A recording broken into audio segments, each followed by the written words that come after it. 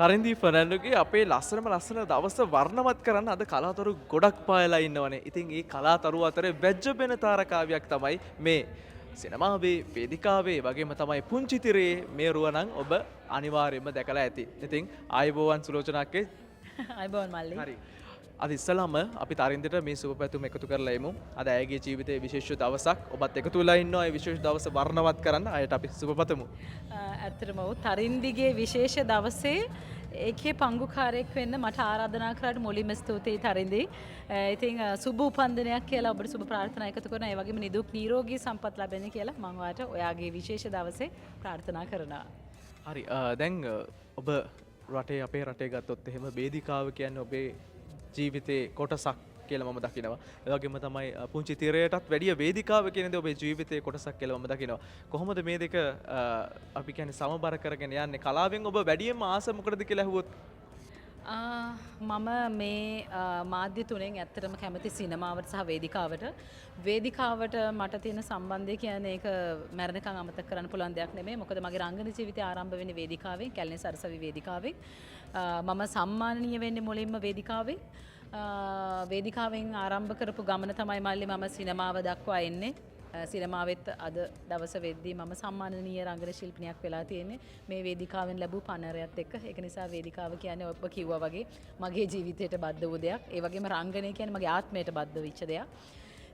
මොකක් හෝ ඉතින් පෙර මොකක් හරි දෙයකට වෙන්නේ නැති රංගනය කියන විෂය මං හිතනවා මම හදාරනවා තමයි. නමුත් ඒක මොකක් හෝ උපතෙන්ම මට යම්කිසි හැකියාවකුත් තියෙන්න ඇති. ඉතින් ඒ දේවල් එක්ක අදටත් වේදිකාවේ රැඳී හිටමින් කලා ලෝකයේ රංගන කටයුතු කරමින් ඉන්නවා. රංගන ශිල්පියෙක්ට රංගන ශිල්පිනියට මේ හැදෑරීම කියන දේ කොච්චරක් දුරට වටිනවද? අපි දන්නවාද මෑත කාලිනව අපිට සමහරක් තැන්වලදී ඒ දේ දකින්න ලැබෙන්නේ නැහැ. ඔබ දකින විදිහට මේ හැදෑරීම කියන දේ කොච්චර බලපානවද තමන්ගේ නිර්මාණනීය දායකත්වයකට? අනිවාර්යෙන්ම සතත අභ්‍යාසය කියන එක සිද්ධ කළ යුතුමයි. ඕනම ශේෂ්ත්‍රයක නියැලෙන්නේ. කියන්නේ රංගන විතරක් නෙමෙයි. ඕනම දෙයක් මල්ලි ඔබ නියැලෙන මේ නිවේදන වෘත්තිය නියැලෙනවත් ඔබට සතත අභ්‍යාසය ඔබ ප්‍රගුණ කළ යුතුයි. ඔබේ වාක්කෝෂය දියුණු විය යුතුයි. ඔබ කියවන්න ඕනේ. එහෙම නැත්නම් ඔබට බෑ ඕනෑම ඉවෙන්ට් එකක් ඉතාමත් හරබර විදිහට කරගෙන යන්න.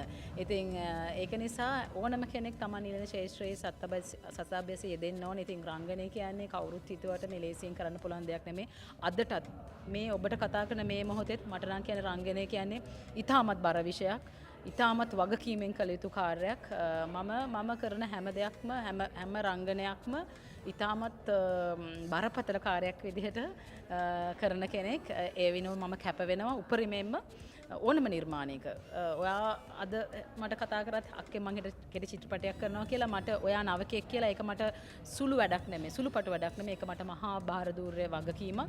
ඉතින් මම කියන්නේ හැදෑරීමකින් මේ ශේෂ්ත්‍රයට පය තිබ්බොත් ඔබ සමහරට අතලොස්සක් නිර්මාණවල විතරක් නියැලෙන්න පුළුවන්. හැබැයි ඔබ හොලවන්න බැරි ස්ථිරසාර ගමනක් මේ ශේෂ්ත්‍රය තුළ යාවි. ඔබ නිරන්තර අභ්‍යාසයේ යෙදෙන කෙනෙක් නම්. චරිතාංග නිලියක් විදිහට තමයි මම ඔබව දකින්නේ. චරිතාංග නිලියක් කියන්නේ බාහිර කාර්යයක් විදිහට මම දකිනවා. තමන්ගේ නිර්මාණය ඇතුලේ විවිධ දෘෂ්ටි කෝණ වලට කැමරා කෝණ වලට අපිට මුහුණ දෙන්න වෙනවනේ. එතකොට එතනදී චරිතාංග නිලියකට තියෙන වගකීම වැඩි. ඔබ කොහොමද මේ චරිතාංග නිලියක් වෙනවා කියන එක දකින්නේ? මෙහෙමයි අර අපි විවිධ නිර්වචන දෙනවා අපි නිරූපණය කරන චරිතවලට. මට අනුව නම් මම කරන හැම චරිතයක්ම මට ඒක බාරදූර වගකීමක් විදිහට සලකන කෙනෙක් මම කලින් කිව්වා වගේ. ඉතින් අපි චරිතාංග රංගන ශිල්පියෙක් ශිල්පිනියක් කියවුවාම මම කියන අනිත් චරිතත් ඒ වගේම බරක් තියෙනවා මල්ලි. වැඩේ තියෙන්නේ ඔක ওই විදිහට නිර්වචනය වෙන්නේ අර එක පුද්ගලයා ඒක බාර ගන්න විදිහ. ඉතාමත් සරලව කෙනෙකුට ඉතාම බරක් තියෙන චරිතයක් වුණත් ඉතාම සැහැල්ලුවෙන් අරගෙන කරන්න පුළුවන්. ඒක කෙනා ඒක බාර ගන්න විදිය. ඒ තමන්ගේ වගවීමේ ප්‍රමාණය. ඉතින් මට අනුව නම් ඕනම චරිතයක් කියන්නේ ඒක ඉතින් චරිතාංග වෙන්නේ ඕනම චරිතාංග කියන තැනින් තමයි මම නම් නිර්වචනය කරගන්නේ. ඉතින් ඔබ කියන අදහසින් පොදුවේ තියෙන අදහසට උත්තරයක් දුන්නොත් අපිට ලැබෙන චරිතයක් අපි ඒ චරිතය වෙනුවෙන් ලියවිලා තියෙන දෙබස් ටික කැමරාව ඉදිරියේ කියන එක නෙවෙයි රංගනය කියන්නේ.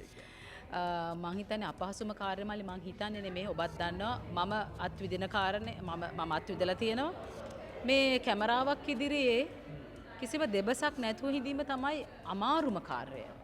ඕනම කෙනෙකුට පොඩ්ඩක් කෙනෙකුට දීලා බලන්න නිකන් කැමරාවක් ඉස්සරහා නිකන් මොකුත් නොකර ඉන්න කියන්නේ. බොහොමයක් දෙනකොට එහෙම ඉන්න බෑ. මොනවා හරි කරන්න හිතෙනවා. මං කියන්නේ අන්න ඒක තමයි අපි අභ්‍යාස කළ යුත්තේ. කිසිත් නොකර දඟලන්න නැතුව අතපය මිරිකන්න නැතුව නේද? කැමරාවක් ඉදිරියේ ඉන්න පුළුවන් එක හදාගන්න එකත් ලොකු අභ්‍යාසයක්. ඉතින් චරිතාංග නළුවෙක් කියන්නේ ඔබ කියන පොදු භාවිතාවේදී අනිවාර්යෙන් හැදෑරීම තියෙන්න ඕනේ. ඒ චරිත අභ්‍යන්තරයට යන්න ඕනේ. මේ චරිතය මොන ආකාරයේ චරිතයක්ද? මේ චරිතයේ කතාවේ පිටපතේ ලියවිලා නැති මේ චරිතයේ පෙර කතාව, පෙරබිම් කතාව මොකක්ද? ඔහුගේ ඉතිහාසය මොකක්ද? ඔහු ආස කරන වර්ණය මොකක්ද? ඔහු කියවන්න ආස මොන වගේ පොතපතද කියන කාරණා පවා පිටපතේ ලියවිලා නැහැ මේ චරිතය ගැන මේ සම්බන්ධයෙන් මෙතරම් දුරට. හැබැයි අපේ අධ්‍යයනයේ විය යුත්තේ එයයි. අපි දුටු ගමනින් අපේ ඇහැ යන පාට මොකක්ද? අපිට ඇහෙන සංගීතයෙන් අපිට දුරින් ඇහෙන රේඩියෝ මොකක් හරි වැඩසටහනකින් අපි ඒකට ඇහුම්කන් දෙනවා නම් එතකොට ඔන්න යාගේ චරිත ලක්ෂණයක් මතුවෙනවා. මම කියන්නේ එතන ඉඳන් අපි අධ්‍යයනයේ යෙදෙන්න ඕනේ. ඉතින් ඒක මේ වගේ පොඩි වෙලාවක කතා කරන්න පුළුවන් දෙයක් නෙමෙයි. නමුත් ඉතින් මම එකෙන් කියන්න උත්සාහ කරන ඔබ ඉතාමත් වැදගත් ප්‍රශ්නයක් යොමු කළේ මේ වගේ අවස්ථාවක උනත් ඉතින් හැදෑරීමක් නැතුව චරිතාංග නළුවෙක් නිලියෙක් වෙන්න බෑ. හැදෑරීම කියන්නේ මේ චරිත අභ්‍යන්තරයේ සියුම් තැන් නිරූපණය කරන ඉතාම සියුම් ඉංගිතයන්. ඉතාම සියුම් ඉංගිතයන් මේ තමන්ගේ අපි කියන්නේ facial expressions එළියට ගන්න චරිතය පිළිබඳ මන අවබෝධයක් ගන්න තමන්ට ලොකු කියවීමක් තියෙන්න ඕනේ. ඉතින් එහෙම කෙනෙක් වෙන්න ලේසියෙන් බෑ. ඒක ටිකක් අපහසු කාර්යයක්. නියැලිය යුතු දෙයක්. The Eagle TV කියන්නේ හැමදාමත් රංගන ශිල්පියන්ගෙන් සාමාන්‍ය ප්‍රශ්න පමණක් නෙවෙයි යක්කේ. ඔබට ජීවිතයට දෙයක් අපි දෙන්නයි බලන්නේ. අපි මේ ඉන්නේ දැනුම් සම්භාරයක්.